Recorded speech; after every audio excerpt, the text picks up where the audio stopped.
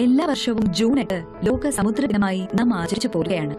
2017 ചിന്താവിഷയം നമ്മുടെ സമുദ്രങ്ങൾ നമ്മുടെ ഭാവി എന്നതാണ്. സമുദ്രങ്ങൾ പ്ലാസ്റ്റിക് വിമുക്തമാക്കുക, സമുദ്ര മലിനീകരണം തടയുക എന്നതാണ് പ്രധാന ലക്ഷ്യം. പ്ലാസ്റ്റിക് മാലിന്യങ്ങൾ മനുഷ്യരുടെ ആരോഗ്യത്തിനും സമുദ്ര ആവാസ വ്യവസ്ഥയ്ക്ക് തന്നെയും ഭീഷണിയാണ്. സമുദ്രത്തിലേക്ക് എത്തുന്ന 80% പ്ലാസ്റ്റിക് മാലിന്യങ്ങളുടെയും ഉറവിടം കരയാണ്. ഈ പ്ലാസ്റ്റിക് മാലിന്യങ്ങൾ മത്സ്യങ്ങൾ ഭക്ഷിക്കുന്നു. ഇത്തരത്തിൽ സമുദ്രത്തിലെ ഭീമൻ തിമിംഗലങ്ങൾ മുതൽ പവിഴപ്പുറ്റുകൾ വരെയുള്ള 100-ലധികം വരുന്ന സമുദ്ര ജീവജാലങ്ങളുടെ നാശത്തിന് പ്ലാസ്റ്റിക് വഴിവെക്കുന്നു.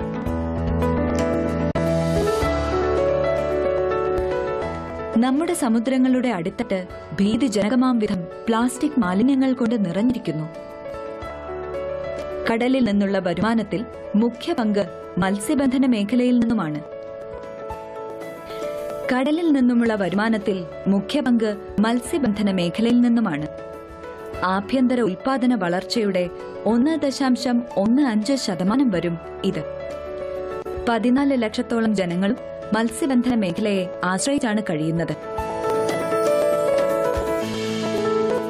അമിത മത്സ്യബന്ധനം സമുദ്രമേഖലയെ പ്രതിസന്ധിയിലാക്കിയിരിക്കുകയാണ്. ഭൗമോപരിതലത്തിൽ ഓക്സിജൻ ഉൽപാദനത്തിന്റെ അളവിൽ സമുദ്രം ഗണ്യമായ പങ്ക് വഹിക്കുന്നുണ്ട്. ഇന്ത്യൻ സമുദ്രത്തിലെ മത്സ്യ അഭിവൃദ്ധിക്കായി സമുദ്ര മത്സ്യകൃഷി വികസിപ്പിക്കേണ്ടതും കൂടാതെ പ്രധാന നഗരങ്ങളെ ബന്ധിപ്പിച്ച് ജലഗതാഗതം ആരംഭിക്കേണ്ടതും മലിനീകരണം കുറയ്ക്കാൻ സഹായിക്കും. സ്പോർട്ട് ഫിഷിംഗ് മറ്റൊരു അവസര മേഖലയാണ്. 2011 തീരദേശ പരിപാലന നിയമം രാജ്യത്തെ തീരദേശ മത്സ്യമേഖലയെ സുസ്ഥിരമാക്കി. അമിത മത്സ്യബന്ധനം നടത്തിവരുന്ന പ്രദേശത്തെ മത്സ്യചൂഷണം നാം ശക്തമായി നിയന്ത്രിക്കേണ്ടതുണ്ട്. അതുകൊണ്ട് തന്നെ സമുദ്രജീവികളുടെ സംരക്ഷണത്തിനുള്ള രാജ്യാന്തര ഉടമ്പടികളിലെ നിർദ്ദേശങ്ങൾ പാലിക്കുവാനും നാം പ്രതിജ്ഞാബദ്ധരാണ്. ഇന്ന് സമുദ്ര മത്സ്യമേഖല പ്രതിസന്ധികളും സാധ്യതകളും ഈ വിഷയമാണ് കൃഷിദർശൻ ചർച്ച ചെയ്യുന്നത്.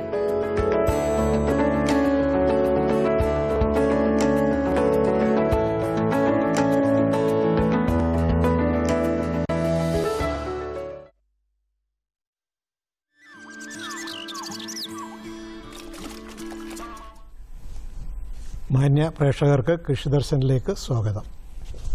ഇന്നത്തെ നമ്മുടെ കൃഷിദർശൻ പരിപാടിയിലേക്ക് അതിഥിയായി എത്തിയിരിക്കുന്നത് നമുക്ക് ഏവർക്കും സുപരിചിതനായ Cochin university of fisheries and ocean സ്റ്റഡീസിൻ്റെ വൈസ് ചാൻസലറുമായ രാമചന്ദ്രൻ സാറാണ്.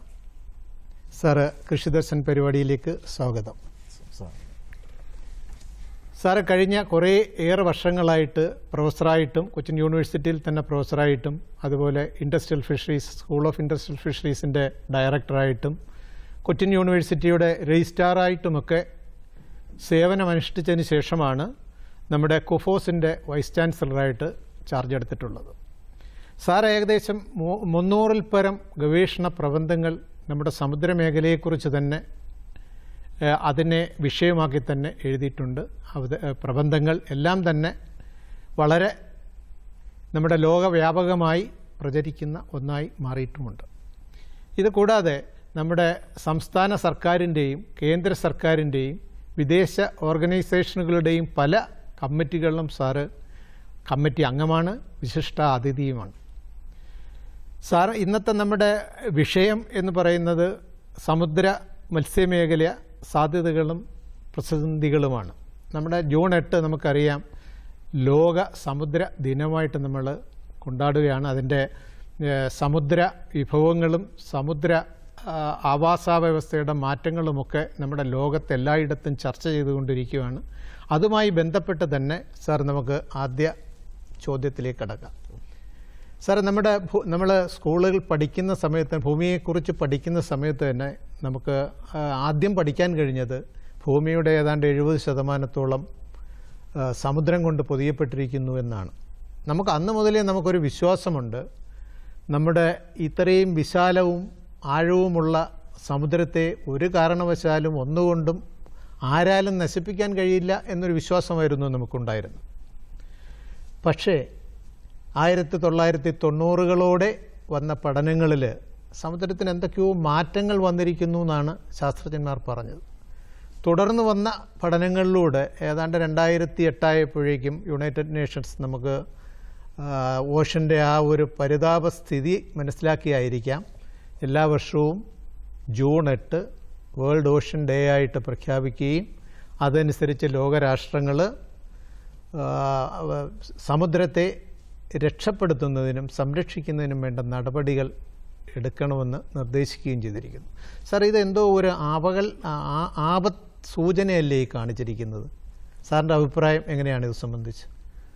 1992 കാനഡ ആസ്ഥാനമായ സംഘടനകൾ നമ്മുടെ സമുദ്രദിനം ആദ്യമായി ആഘോഷിച്ചത്. അതിനുശേഷം 2002 മുതൽ ഓഷ്യൻ ഓർഗനൈസേഷൻ അല്ലെങ്കിൽ ഓഷ്യൻ പ്രോജക്ട്സ് എന്നുള്ള നാമകരണത്തിൽ നമ്മുടെ സമുദ്ര ദിനം ജൂൺ 8 ആഘോഷിച്ചു കൊണ്ടിരുന്നു.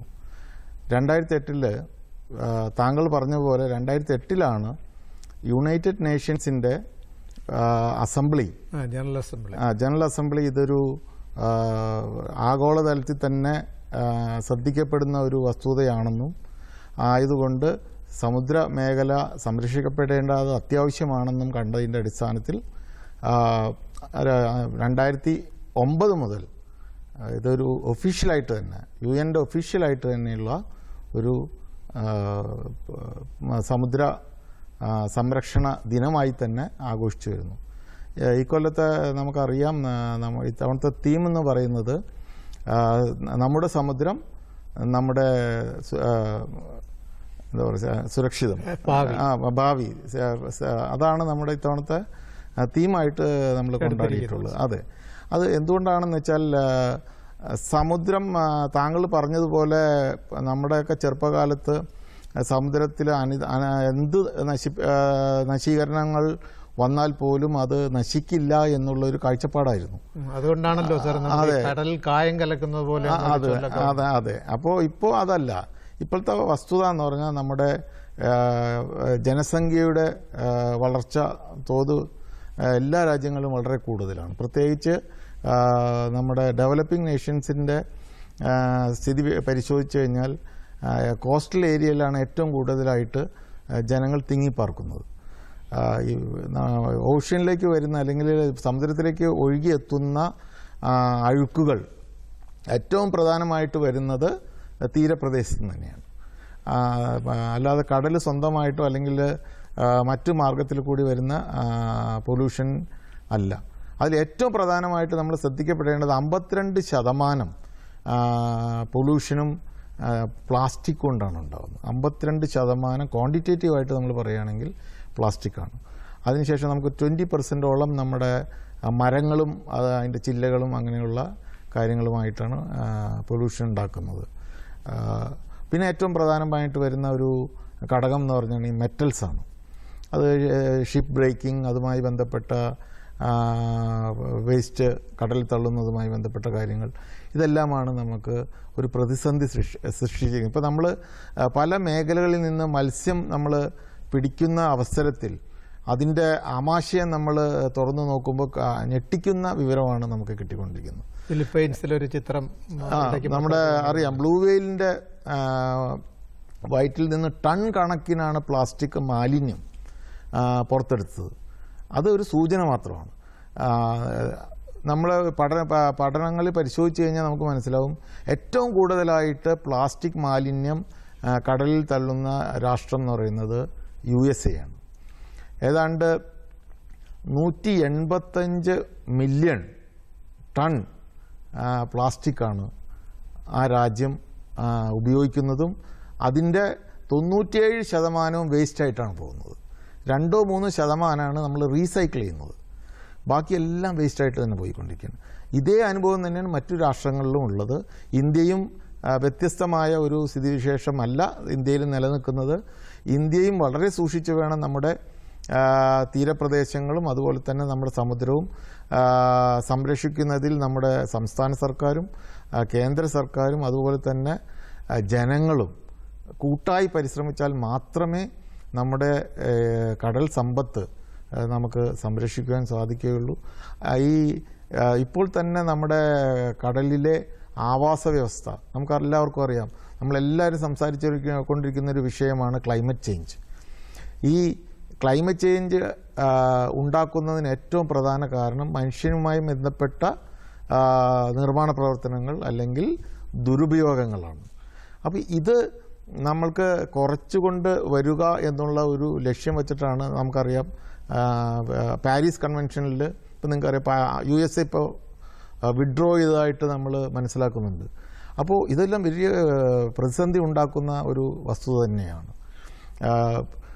നമ്മുടെ സമുദ്രമാണ് നമുക്ക് നൽകുന്ന ഓക്സിജനിൽ ഇല്ലെങ്കിൽ ജീവജാലങ്ങൾ ഉപയോഗിക്കുന്ന ഓക്സിജനിൽ ഏറ്റവും പ്രധാനമായിട്ട് സപ്ലൈ ചെയ്യുന്ന ഒരു ബോഡി എന്ന് പറയുന്നത് നമ്മുടെ ഓഷ്യൻസാണ്. അപ്പോൾ ഈ ഓഷ്യൻസിന് എന്തെങ്കിലും സംഭവിച്ചു കഴിഞ്ഞാൽ ഓഷ്യൻസിൻ്റെ ഓക്സിജൻ പ്രൊഡക്ഷൻ കുറയുകയാണെങ്കിൽ അല്ലെങ്കിൽ കാർബൺ ഡൈ ഓക്സൈഡിൻ്റെ ലെവൽ വളരെയധികം കൂടുകയാണെങ്കിൽ സംഭവിക്കുന്നത് അസിഡിഫിക്കേഷൻ ഉണ്ടാവുകയാണ്. കടലിൽ അസിഡിഫിക്കേഷൻ ഉണ്ടാകുമ്പോൾ നമുക്കറിയാം നമ്മുടെ മാംഗ്രോവ് എക്കോസിസ്റ്റം അതുപോലെ തന്നെ കോറൽ ബ്ലീച്ചിങ് അതുപോലെ മത്സ്യങ്ങൾക്കും ഈ അസിഡിക് സിറ്റുവേഷനിൽ ജീവിക്കാൻ പറ്റാത്ത സ്ഥിതിവിശേഷമാണ് ഉള്ളത്. ഇപ്പോൾ നമ്മുടെ കടൽ മത്സ്യങ്ങളുടെ ഒരു എൻവയോൺമെൻറ്റ് നമ്മൾ പരിശോധിക്കുകയാണെങ്കിൽ മെജോറിറ്റി മത്സ്യങ്ങളും ഒരു ന്യൂട്രൽ pH ജീവിക്കുന്ന മത്സ്യങ്ങളാണ്.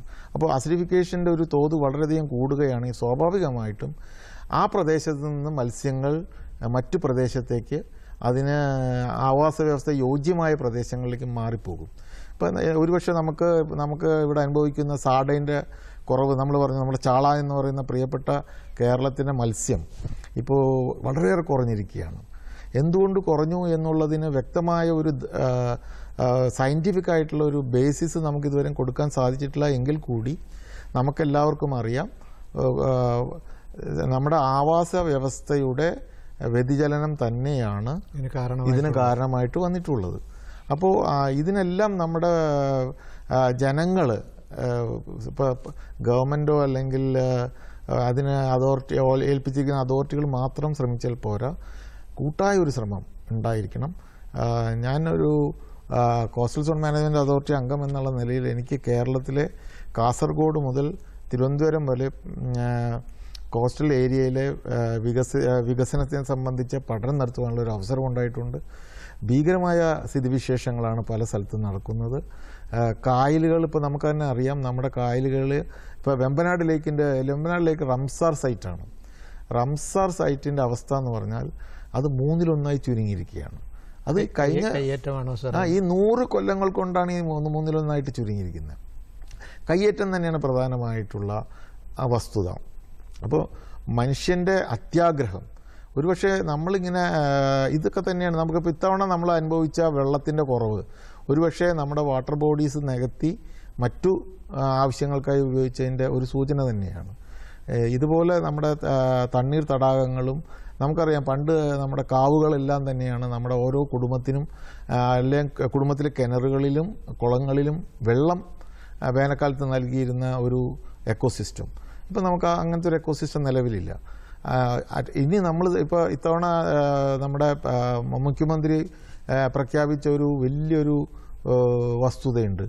1 കോടി മരം നമ്മൾ കേരളത്തിൽ നടുക എന്നുള്ളത്. സാർ നമുക്ക് ഒരു ഫോൺ വന്നിട്ടുണ്ട്. അത് കഴിഞ്ഞ ഹലോ. ഹലോ, നമസ്കാരം സാർ. നമസ്തേ, ഇതാരാണ്? സാർ, എന്റെ പേര് അതുൽ എന്നാണ്. ഞാൻ കൊല്ലത്ത് നിന്നാണ് വിളിക്കുന്നത്. കൊല്ലത്ത്. സാറ് രാമേന്ദ്രൻ സാറിന്റെ അടുത്ത് എന്താണ് ചോദിക്കാനുള്ളത്? സാർ, ഇപ്പോ നമ്മുടെ ഈ കേരളത്തിലെ ട്രോളിംഗ് നിരോധനവുമായി ബന്ധപ്പെട്ടാണ് സാർ.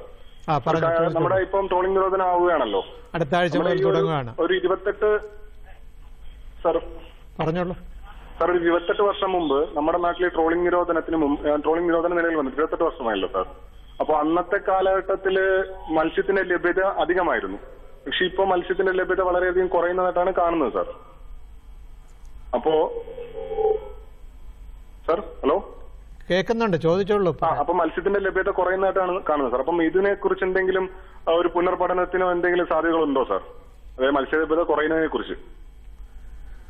അതൊരു ചോദ്യം വളരെ റിലവൻ്റ് ആണ്. കാരണം നമ്മൾ 1988 നമ്മൾ ട്രോൾ ബാനിനെ സംബന്ധിച്ച് ആദ്യമായി ഒരു ഉത്തരവിറക്കിയത്. അതിനുശേഷം ഇത്ര വർഷമായിട്ടും CMFRI ചില പഠനങ്ങൾ നടത്തിയിട്ടുണ്ട്. അതിൽ അവർ കണ്ട വസ്തുത എന്ന് പറഞ്ഞാൽ മത്സ്യത്തിൻ്റെ തോത് കൂടിയെന്നുള്ളതാണ്. എന്നിരുന്നാലും നമ്മൾ പരിശോധിക്കേണ്ട ഒരു വസ്തുത, അന്ന് ഉപയോഗിച്ചിരുന്ന യാനങ്ങളാണോ ഇപ്പോൾ ഉപയോഗിക്കുന്നത്, അന്ന് ഉപയോഗിച്ചിരുന്ന നമ്മുടെ ഗിയർ, ഫിഷിംഗ് ഗിയർ എന്ന് പറയുന്ന സിസ്റ്റം തന്നെയാണോ ഇപ്പോൾ ഉപയോഗിക്കുന്നത് നമ്മൾ പരിശോധിക്കേണ്ടതുണ്ട്. കാരണം അന്ന് ഈ ട്രോൾ വെച്ച് പിടിക്കുന്ന മത്സ്യം എന്ന് പറഞ്ഞാൽ ബോട്ടം ഡൊല്ലേഴ്സാണ്, അല്ലെങ്കിൽ കടലിൻ്റെ അടിത്തട്ടിൽ ജീവിക്കുന്ന മത്സ്യങ്ങളെയാണ് നമ്മൾ ട്രോൾ വെച്ചിട്ട് പിടിക്കുന്നത്. പ്രധാനമായിട്ടും ചെമ്മീനെ ഉദ്ദേശിച്ചിട്ടാണ് നമ്മൾ കേരള തീരത്ത് ട്രോളിംഗ് ഉപയോഗിച്ചിരുന്നത്. ഇപ്പോൾ ചെമ്മീൻ്റെ ലഭ്യത കുറഞ്ഞപ്പോൾ മത്സ്യത്തിലേക്ക് മാറിയിട്ടുണ്ട്. എന്നിരുന്നാലും നമ്മുടെ ഇപ്പോഴത്തെ സ്ഥിതിവിശേഷം നമ്മൾ പരിശോധിക്കുകയാണെങ്കിൽ നമ്മുടെ ഏറ്റവും കൂടുതൽ മത്സ്യം നമുക്ക് കിട്ടിക്കൊണ്ടിരിക്കുന്നത് പെലാജിക് മേഖലയിൽ നിന്നാണ്. പെലാജിക് ഗിയേഴ്സ് ഉപയോഗിച്ചുകൊണ്ടാണ്. ഇപ്പോൾ നമുക്കറിയാം അടക്കംകോലി വലകളുണ്ട്, അതുപോലെ തന്നെ ഗിൽനെറ്റ്സ് ഉണ്ട്. ഇതെല്ലാം നമ്മൾ ട്രോളിംഗ് നിരോധനം നിലനിൽക്കുമ്പോൾ തന്നെ ഇതുപോലെയുള്ള വലകളിൽ വെച്ച് മത്സ്യങ്ങൾ പിടിച്ചുകൊണ്ടേയിരുന്നു. അപ്പം ഇത്ര വർഷം യഥാർത്ഥത്തിൽ ട്രോൾ ബാൻ കൊണ്ട് ഗുണമുണ്ടായോ എന്നുള്ളൊരു അസസ്മെൻറ്റ് നടത്തണമെങ്കിൽ ടോട്ടലായിട്ടുള്ള എക്കോസിസ്റ്റത്തിലെ ഇമ്പാക്ട്സ് നമുക്ക് പഠിക്കേണ്ടതുണ്ട്. ഒരുപക്ഷെ CMFRI പോലെയുള്ള നാഷണൽ ഏജൻസീസ് ഒരു പുനർചിന്തനം നടത്തി അതുപോലെയുള്ള കാര്യങ്ങൾ പഠിക്കുമെന്നാണ് ഞാൻ വിശ്വസിക്കുന്നത്. ഇപ്പോൾ തീർച്ചയായിട്ടും ഒരു അസസ്മെൻറ്റിൻ്റെ സ്റ്റേജ് എത്തിയിട്ടുണ്ട്. അപ്പം ഈ നമ്മുടെ ഈ കൂടുതൽ ഹലോ പറഞ്ഞോളൂ സാർ. അപ്പം ഈ ക്രമാതീതമായ മത്സ്യബന്ധനമാണോ അപ്പൊ ഇതിന് കാരണം എന്ന് കണ്ടെത്താൻ സാധിക്കുന്നത് സാർ? തീർച്ചയായിട്ടും ക്രമാതീതമായ മത്സ്യബന്ധനം നമ്മുടെ കടലിലുണ്ട്. അതിന് യാതൊരു സംശയവുമില്ല. എന്ന് വെച്ച് കഴിഞ്ഞാൽ കേന്ദ്ര ഗവൺമെൻറ് അപ്പോയിൻ്റ് ചെയ്ത കമ്മിറ്റികളും അതുപോലെ തന്നെ നമ്മുടെ സംസ്ഥാന ഗവൺമെൻറ്റുകൾ അനേകം കമ്മിറ്റികൾ പല കാലഘട്ടത്തിലായിട്ട് രൂപീകരിക്കുകയും അവരുടെ റിപ്പോർട്ടുകൾ നമുക്ക് ലഭ്യമാണ്. അവരെല്ലാം പറഞ്ഞിട്ടുള്ളത് നമുക്ക് സസ്റ്റൈനബിൾ ആയിട്ട് റിസോഴ്സ് യൂട്ടിലൈസേഷന് വേണ്ട യാനങ്ങളെക്കാട്ടിലും വളരെയധികം കൂടുതലാണ് ഇപ്പോൾ നമ്മുടെ കോസ്റ്റൽ വാട്ടേഴ്സിൽ ഓപ്പറേറ്റ് ചെയ്യുന്ന യാനങ്ങൾ. അപ്പോൾ അതിൻ്റെ ഒരു ഫിഷിംഗ് പ്രഷർ നമുക്ക് കുറയ്ക്കാതെ മത്സ്യസമ്പത്ത് റിസ്റ്റോർ ചെയ്യുക എന്ന് പറഞ്ഞാൽ അത്ര എളുപ്പമുള്ള കാര്യമല്ല. അപ്പോൾ നമുക്കൊരു ഇച്ഛാശക്തി വേണം. നമുക്ക് എത്ര മത്സ്യബന്ധന യാനങ്ങൾ, ഏത് തരത്തിലുള്ള യാനങ്ങൾ, ഏതൊക്കെ തരത്തിലുള്ള ഗിയർ ഉപയോഗിച്ചുകൊണ്ട് പിടിക്കണം എന്നുള്ളതിനെക്കുറിച്ച് ശാസ്ത്രീയമായി തന്നെ ഒരു നിശ്ചയം നമുക്കുണ്ടായാൽ ആ നിശ്ചയം ത്തിലെത്തുന്നതിന് വേണ്ടി നമുക്ക് ഒരു ഫിഷറീസ് ഡിപ്പാർട്ട്മെൻറ്റ് ഒരുപക്ഷെ ഫേസ്ഡ് മാനറിൽ ഇപ്പോൾ നമുക്കറിയാം ഇപ്പോൾ മധ്യമേഖലയിലെ പ്രശ്നങ്ങൾ നമുക്കറിയാം. ഒരു സുപ്രഭാതത്തിൽ നമുക്ക് മത്സ്യ മേഖലയിലെ എല്ലാ യാനങ്ങളും വിഡ്രോ ചെയ്യണമെന്ന് നമുക്ക് പറയാൻ സാധിക്കില്ല. ഒരുപക്ഷെ ഒരു 8-10 കൊല്ലം കൊണ്ട് ഇത്ര ശതമാനം യാനങ്ങൾ കുറയ്ക്കണം. അപ്പോൾ സ്വാഭാവികമായിട്ട് ജനങ്ങളും അതിന് അനുസരിച്ചുള്ള ക്രമീകരണങ്ങൾ അല്ലെങ്കിൽ ഓൾട്ടർനേറ്റ് ലൈവ്ലിഹുഡ് എഫേർട്സ് അവർക്ക് എടുക്കാൻ സാധിക്കും. അങ്ങനെ നമുക്ക് ഒരുപക്ഷെ പ്ലാൻ ചെയ്ത് നമ്മുടെ എഫേർട്ട് കുറയ്ക്കുകയാണെങ്കിൽ റിസോഴ്സ് നമുക്ക് സസ്റ്റെയിൻ ചെയ്യാൻ പറ്റും. നമുക്കെല്ലാവർക്കും അറിയാം, ഏറ്റവും കൂടുതൽ മത്സ്യ പ്രത്യുൽപാദനം നടത്തി അതിൻ്റെ കുഞ്ഞുങ്ങൾ വളരുന്ന മേഖല എന്ന് പറഞ്ഞാൽ കോസ്റ്റൽ വാട്ടേഴ്സ് തന്നെയാണ്. പ്രത്യേകിച്ച് മാംഗ്രോ ഏരിയ, കോറൽ ഏരിയ, ഇതെല്ലാം നമ്മൾ ആ സമയത്ത് നമ്മൾ മത്സ്യം പിടിക്കുന്നത് ഒരിക്കലും അഭികാമ്യമായിരിക്കുകയില്ല. അതിൽ വിളിച്ചതിന് നന്ദി. സാർ, ഈ അതിൽ ചോദിച്ചതിന്റെ ഒരു കണ്ടിന്യൂഷനായിട്ട് ഇപ്പം നമ്മുടെ അടുത്ത ആഴ്ച മുതൽ നമ്മുടെ ട്രോൾ ബാൻ കേരളത്തിൽ ആരംഭിക്കുകയാണ്. അതെ, ട്രോൾ ബാൻ തന്നെ സെൻട്രൽ ഗവൺമെന്റ് നടപ്പിലാക്കുന്നതും സ്റ്റേറ്റ് ഗവൺമെന്റ് നടപ്പിലാക്കുന്നതും തമ്മിൽ ആ പീരിയഡിന് കുറച്ച് വ്യത്യാസമുണ്ട്. അത് നമ്മുടെ ഈ മത്സ്യ സ്പോണിംഗ് ടൈമിൽ എങ്ങനെ ബാധിക്കും എന്നുള്ളതിനെ കുറിച്ചൊരു പഠനമോ എന്തെങ്കിലും ഒരു വിലയിരുത്തലോ നടത്തിയിട്ടുണ്ടോ സർ? ഈ ഇതുപോലെയുള്ള പഠനങ്ങൾ CMFRI പല ശാസ്ത്രജ്ഞന്മാരും നടത്തിയിട്ടുണ്ട്. ഇപ്പോൾ അവർ അവിടെ നമ്മളിപ്പോൾ രേഖകൾ പരിശോധിക്കണമെങ്കിൽ സയൻറ്റിഫിക് ആർട്ടിക്കിൾസ് പരിശോധിക്കുമ്പോൾ നമുക്ക് മനസ്സിലാവുന്ന കാര്യം ഇപ്പോൾ ഈസ്റ്റ് കോസ്റ്റിലും വെസ്റ്റ് കോസ്റ്റിലും ഒരേപോലെയാണ്, ഒരേ പീരീഡിലാണ് ഇപ്പോൾ നമ്മൾ ട്രോൾ ബാൻ കേന്ദ്ര ഗവൺമെൻറ് നടപ്പാക്കാൻ ആഗ്രഹിക്കുന്നത്, അത് നടപ്പാക്കിക്കൊണ്ടിരിക്കുന്നത്. അപ്പോൾ ഈസ്റ്റ് കോസ്റ്റിലെ നമ്മുടെ ബ്രീഡിംഗ് സീസൺ വ്യത്യസ്തമാണ് എന്നുള്ളതാണ് ഗവേഷകരായ ഈ മത്സ്യമേഖലയിൽ വർക്ക് ചെയ്യുന്ന ഗവേഷകരുടെ കണ്ടുപിടുത്തം. അപ്പോൾ സ്വാഭാവികമായിട്ടും നമുക്ക് ഒരുപക്ഷെ മത്സ്യത്തിൻ്റെ പ്രത്യുൽപാദന സമയത്ത് അതിൻ്റെ സംരക്ഷണമാണ് നമ്മൾ ലക്ഷ്യമിടുന്നതെങ്കിൽ ഒരുപക്ഷെ സെലക്റ്റീവ് ബാൻ പീരീഡ് നമുക്ക് ഈസ്റ്റ് കോസ്റ്റിലും വെസ്റ്റ് കോസ്റ്റിലും ഒരു നല്ലൊരു പഠനത്തിന് ശേഷം നടപ്പാക്കേണ്ടതുണ്ടെന്നാണ് എനിക്ക് തോന്നുന്നത്. അപ്പം നമ്മളിപ്പോൾ കേരളത്തിൽ 45 ദിവസവും സെൻട്രൽ ഗവൺമെൻറ്റിൽ 60 ദിവസവുമാണ് എന്നാണ് തോന്നുന്നു. എനിക്ക് തോന്നുന്നു കേരളത്തിൽ മാത്രമാണ് ഈ 45 ദിവസം ട്രോൾ ബാൻ, 46 ദിവസം ട്രോൾ ബാൻ ഉള്ളത് കേരളത്തിൽ മാത്രമാണ്. പക്ഷെ അത് തന്നെ വലിയ കോൺഫ്ലിക്റ്റിനെ ഇടവരുത്തുന്ന ഒരു സംഗതിയാണ്. കാരണം വെച്ച് കഴിഞ്ഞാൽ 46 ദിവസം കഴിഞ്ഞാൽ കേരള തീരത്തുള്ള യാനങ്ങൾക്കെല്ലാം മത്സ്യം പിടിക്കാൻ പറ്റും. അപ്പോൾ അതിനുശേഷം മറ്റുള്ള സംസ്ഥാനത്തു നിന്നും കേരളത്തിൽ വന്ന് മത്സ്യം പിടിക്കാൻ പറ്റുന്ന സ്ഥിതിവിശേഷം ഉണ്ടാവും. അപ്പോൾ കോൺഫ്ലിക്റ്റ് തീർച്ചയായിട്ടും ഉണ്ടാവും. അപ്പോൾ എനിക്ക് തോന്നുന്നു അത് ഏകീകരിക്കുന്നത് തന്നെയായിരിക്കും എപ്പോഴും നല്ലത്. സാർ സാർ ആദ്യം പറഞ്ഞു വന്നതിൻ്റെ ഒരു കണ്ടിന്യൂഷനായിട്ട് നമുക്ക് ഈ നമ്മുടെ കോസ്റ്റൽ തീരത്ത് സർവ്വസാധാരണമായിട്ടുള്ള ഒരു പ്രതിഭാസമായിരുന്നു ചാകര. ഒരുപാട് നമ്മുടെ ആലപ്പുഴ, എറണാകുളം ഭാഗങ്ങളിലൊക്കെ വളരെ സാധാരണമായിട്ട് കാണുന്ന ഒരു പ്രതിഭാസമായിരുന്നു. പക്ഷേ ഈ അടുത്ത സമയങ്ങളിൽ അത് വളരെ അപൂർവമായി മാറിക്കൊണ്ടിരിക്കുകയാണ്. അത് നമ്മുടെ മത്സ്യലഭ്യതയുടെ കുറവ് വളരെ മുഴച്ചു കാണിക്കുന്ന ഒരു അവസ്ഥയിലേക്കാണ് കൊണ്ടുവരുന്നത്. ഈ ചാകരയ്ക്ക് ഇങ്ങനെ ഒരു മാറ്റം വന്നത് ഈ നമ്മുടെ കടൽ വിഷമയമാകുന്നതുമായിട്ട് ബന്ധപ്പെട്ട കാര്യങ്ങൾ തന്നെയാണോ അതിനകത്ത്? അതിൻ്റെ ഒരു സ്റ്റഡീസ് എന്തെങ്കിലും? അതും അനേകം ശാസ്ത്രജ്ഞന്മാർ ചാകരയുമായി ബന്ധപ്പെട്ട പഠനങ്ങൾ കഴിഞ്ഞ 20-25 കൊല്ലമായിട്ട് നടത്തിയിട്ടുണ്ട്.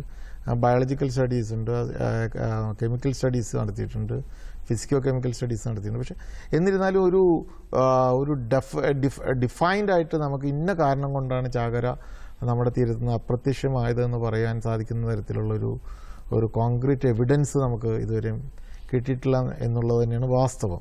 എന്നിരുന്നാലും പല ശാസ്ത്രജ്ഞന്മാരും പറയുന്ന ഒരു കാര്യം ഒരുപക്ഷെ അതൊരു വൺ ഓഫ് ദി റീസൺ ആവാം. കാരണം നമ്മുടെ നീരൊഴുക്ക് കണ്ടമാനം നമ്മുടെ പുഴകളിൽ നിന്ന് ആ പ്രദേശത്തേക്കുള്ള നീരൊഴുക്ക്, പ്രത്യേകിച്ച് കുട്ടനാട് ഭാഗത്തു നിന്നുള്ള നീരൊഴുക്ക് കണ്ടമാനം കുറഞ്ഞിട്ടുണ്ട്. അപ്പോൾ ആലപ്പുഴ ഭാഗത്ത് കിട്ടേണ്ട ചാകര ഒരുപക്ഷെ നമ്മുടെ നീരൊഴുക്കിൻ്റെ കൂട്ടത്തിൽ വരുന്ന ന്യൂട്രിയൻസ്, ഫൈറ്റോ പ്ലാങ്ക്ടൺ, ഇതെല്ലാമാണ് പ്രധാനമായിട്ടും മത്സ്യ കൂട്ടങ്ങളെ ആകർഷിക്കുന്നത്. പ്രത്യേകിച്ച് നമുക്കറിയാം, നമുക്ക് ചാകര എന്ന് പറഞ്ഞാൽ ചാള അല്ലെങ്കിൽ ചെമ്മീൻ അങ്ങനെയുള്ള കരിക്കാടിയൊക്കെയാണ് നമുക്ക് ഏറ്റവും കൂടുതലായിട്ട് നമുക്ക് കിട്ടിക്കൊണ്ടിരിക്കുന്നത്. അപ്പോൾ ഇത് ഒരുപക്ഷെ ഈ ഒരു നീരൊഴുക്കിൻ്റെ മാറ്റം പ്രധാനമായി തന്നെ ഒരു വസ്തുതയായിട്ട് നമുക്ക് കണക്കാക്കാവുന്നതാണ്. രണ്ടാമത്തെ കാര്യം, നമ്മുടെ ഈ സീ വാട്ടർ വാർമിംഗ് അല്ലെങ്കിൽ കടലിലെ വെള്ളത്തിൻ്റെ താപനില വന്നിരുന്നിരിക്കുന്ന മാറ്റം ഒരുപക്ഷെ ഇതിനൊരു കാരണമാകാം. പിന്നെ നമ്മുടെ ഓഫ്കോഴ്സ് നമുക്കറിയാം, എല്ലാവർക്കും അറിയാവുന്ന കടലിലെ ഡൈനാമിക്സ് കണ്ടമാനം മാറിയിട്ടുണ്ട്. ഇപ്പോൾ വാട്ടർ കറണ്ടുമായി ബന്ധപ്പെട്ടിട്ടാണല്ലോ നമുക്ക് എപ്പോഴും അപ്പ് വെല്ലിങ്ങും ഒക്കെ ഉണ്ടാകുന്നത്. അപ്പോൾ അപ്പ് വെല്ലിങ്ങിൻ്റെ ഒരു മാറ്റവും ഇതിനൊരു കാരണമായി ഭവിച്ചിട്ടുണ്ടാവാം. സാറേ, ഈ ആഗോളതാപനം നമ്മളിപ്പോൾ പറഞ്ഞല്ലോ, അതിൻ്റെ ഫലമായിട്ടാണോ നമ്മുടെ ഈ ധ്രുവങ്ങളിലെ മഞ്ഞുരുകലും ഒക്കെ ഉണ്ടായത്? യഥാർത്ഥത്തിൽ ഇത് മനുഷ്യരുടെ ഒരു ഇൻഡയറക്റ്റ് വേ കൊണ്ടുണ്ടായിട്ടുള്ള ആപത്തുകളല്ലേ സാർ? തീർച്ചയായിട്ടും നമ്മുടെ മനുഷ്യരുടെ അത്യാഗ്രഹം എന്ന് പറയാം. നമ്മുടെ എൻവയോൺമെൻറ്റ് നമുക്ക് നമ്മുടെ അടുത്ത തലമുറയ്ക്ക് ഉപയോഗിക്കണം എന്നുള്ളൊരു ഉത്തരവാദിത്ത ബോധത്തോടു കൂടി ഉപയോഗിച്ചിട്ടുണ്ടെങ്കിൽ എനിക്ക് തോന്നുന്നു ഇതുപോലെയുള്ള കാര്യങ്ങളിലെല്ലാം നമുക്ക് ഈ കുറച്ച് കുറവ് വരുത്താൻ സാധിക്കും. നമുക്ക് പൂർണ്ണമായിട്ട് നമുക്കിത് തടയാനായിട്ട് എന്തായാലും സാധിക്കില്ല. എന്ന് വെച്ചിട്ടുണ്ടെങ്കിൽ അതിൻ്റെ റേറ്റ് വളരെയധികം കൂടിക്കഴിഞ്ഞു. പക്ഷേ ഇപ്പോൾ നമ്മൾ ലോകരാഷ്ട്രങ്ങളെല്ലാം കൂടി ഒത്തുകൂടി ഗ്ലോബൽ വാർമിങ്ങിന് ഒരു കുറേ കാലങ്ങൾക്ക് ഉള്ളിൽ ഇത്ര ശതമാനം കുറയ്ക്കണമെന്നുള്ള ഒരു ലക്ഷ്യത്തിൽ പ്രവർത്തിച്ചുകൊണ്ടിരിക്കുകയാണ്. തീർച്ചയായിട്ടും ഒരുപക്ഷെ അത് കുറച്ച് സഹായമായേക്കാം. പിന്നെ കാർബൺ എമിഷൻ വളരെ വലിയൊരു ഇഷ്യൂ ആണ് നമുക്ക്. അപ്പോൾ നമ്മൾ എത്രത്തോളം ഈ രണ്ട് കാര്യങ്ങളിൽ ശ്രദ്ധ ചെലുത്തി മുന്നോട്ട് പോകുന്നു. അതുപോലെ എല്ലാ രാജ്യങ്ങൾക്കും, എല്ലാ രാജ്യങ്ങളെന്ന് പറഞ്ഞാൽ രാജ്യത്ത് ജീവിക്കുന്ന ഓരോ സിറ്റിസൺസിനും ഉത്തരവാദിത്തമുണ്ട്. നമുക്ക് ഓരോരുത്തർക്കും ഇതിനകത്ത് ഉത്തരവാദിത്തം നമ്മുടെ ആവാസ വ്യവസ്ഥയിൽ മാറ്റങ്ങൾ ഉണ്ടാക്കുന്നത്. അതെ അതെ സാർ, അതുപോലെ തന്നെ നമ്മുടെ ഏറ്റവും കൂടുതൽ വിഭവങ്ങൾ നമുക്ക് കിട്ടുന്ന കൂട്ടത്തിലൊന്നാണല്ലോ സമുദ്ര മത്സ്യവിഭവങ്ങൾ. അതെ അതെ. ഇവിടെ സാർ നേരത്തെ സൂചിപ്പിച്ച പോലെ തന്നെ ഓവർ എക്സ്പ്ലോയിറ്റേഷൻ സാർ ഉദ്ദേശിച്ചത് എങ്ങനെയാണ് അതിനകത്ത് നമുക്ക് വിലയിരുത്താൻ കഴിയുന്നത് ഓവർ എക്സ്പ്ലോയിറ്റേഷനെ കുറിച്ച്? നമുക്ക് കിട്ടുന്ന കമേഴ്ഷ്യലായിട്ടുള്ള സ്പീഷീസ് നമ്മൾ പരിശോധിച്ച് കഴിഞ്ഞാൽ, ഇപ്പോൾ നമ്മുടെ ചെമ്മീൻ എടുക്കുക. നമ്മൾ ചെമ്മീനാണ് ഏറ്റവും നമുക്കിപ്പോൾ ഫോറിൻ എക്സ്ചേഞ്ച് നൽകുന്ന ഒരു group of organisms from sea. അപ്പോൾ അത് എടുത്താൽ തന്നെ നമുക്കറിയാം കഴിഞ്ഞ ഒരു 15 കൊല്ലത്തെ അല്ലെങ്കിൽ 20 കൊല്ലത്തെ ശരാശരി ചെമ്മീൻ ലാൻഡിങ്ങിൻ്റെ സൈസ് നോക്കിക്കഴിഞ്ഞാൽ തന്നെ അറിയാം ഇപ്പോൾ എല്ലാ സ്പീഷീസിൻ്റെയും സൈസ് റിഡക്ഷൻ ഉണ്ടായിട്ടുണ്ട്. ഈ സൈസ് റിഡക്ഷൻ എന്ന് പറഞ്ഞാൽ അതൊരു ഇൻഡിക്കേഷനാണ് ഓവർ എക്സ്പ്ലോയിറ്റേഷൻ. കാരണം നമുക്ക് ഒരു എല്ലാ ജീവികൾക്കും അതിൻ്റെ നിലനിൽപ്പിന് വേണ്ടി പ്രത്യുൽപാദനം നടത്തി അടുത്ത ജനറേഷൻ ഉൽപ്പാദിപ്പിക്കുക എന്നുള്ളത് വളരെ പ്രധാനമാണ്. ഒരു മത്സ്യത്തിനെ ഇപ്പോൾ നമ്മൾ മത്സ്യത്തെ സംബന്ധിച്ചും അത് തന്നെയാണ് വസ്തുത. ഒരു മത്സ്യത്തിന് വളർന്ന് അതിന് പൂർണ്ണതയിലെത്തി അത് ബ്രീഡ് ചെയ്ത് അടുത്ത ജനറേഷൻ റീറ്റെയിൻ ചെയ്യണ സൈസ് അല്ലെങ്കിൽ സൈസ് ഇപ്പോൾ നമ്മളിപ്പോൾ ലീഗൽ സൈസ് നമ്മളിപ്പോൾ കേരള ഗവൺമെൻറ് 14 സ്പീഷീസിന് ഡിക്ലെയർ ചെയ്തിട്ടുണ്ട്. CMFR ഏതാണ്ട് 54ഓളം സ്പീഷീസിന് ലീഗൽ സൈസ് നിശ്ചയിച്ചിട്ടുണ്ട്. ഇതെല്ലാം ഇതുമായി ബന്ധപ്പെട്ടാണ്. കാരണം ആ ലീഗൽ സൈസിന് താഴെ നമ്മൾ പിടിക്കുകയാണെങ്കിൽ അല്ലെങ്കിൽ മാർക്കറ്റ് ചെയ്യുമ്പോൾ നമ്മുടെ സ്റ്റോക്ക് വളരെയധികം എഫക്റ്റ് ചെയ്യുകയാണ്. അതൊരു നല്ലൊരു ആരംഭമായിട്ടാണ് എനിക്ക് തോന്നുന്നത്. ലീഗൽ സൈസ് മാർക്കറ്റ് റെഗുലേഷന്റെ ഭാഗമായിട്ട് ഇപ്പോഴത്തെ ഒരു ഇഷ്യൂ അതാണല്ലോ സാർ, സൈസ് കുറഞ്ഞ മത്സ്യത്തെ വളം ഉണ്ടാക്കുന്നത്. അതെ അതെ അതെ. സാറേ, നമുക്കൊരു ഫോണുണ്ട്, നമുക്ക് അതൊന്ന് അറ്റൻഡ് ചെയ്യാം. ഹലോ ഹലോ ഹലോ ഹലോ, ആരാണ് വിളിക്കുന്നത്?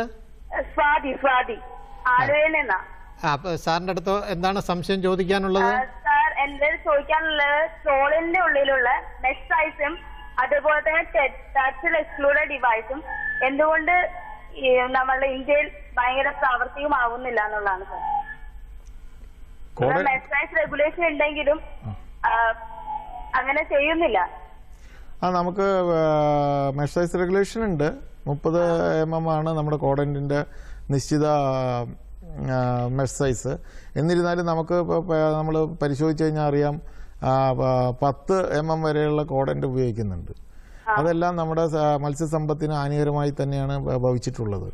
അതുപോലെ തന്നെ ഇപ്പോൾ TED ടർട്ടിൽ എക്സ്ക്ലൂഡഡ് ഡിവൈസ് അതിപ്പോൾ നമ്മൾ പല രാജ്യങ്ങളും ഇൻസിസ്റ്റ് ചെയ്യുന്നുണ്ട് എങ്കിൽ കൂടി നമ്മൾ പല ബോട്ടുകളും അത് ഉപയോഗിച്ചുകൊണ്ടല്ല മത്സ്യം പിടിക്കുന്നത്.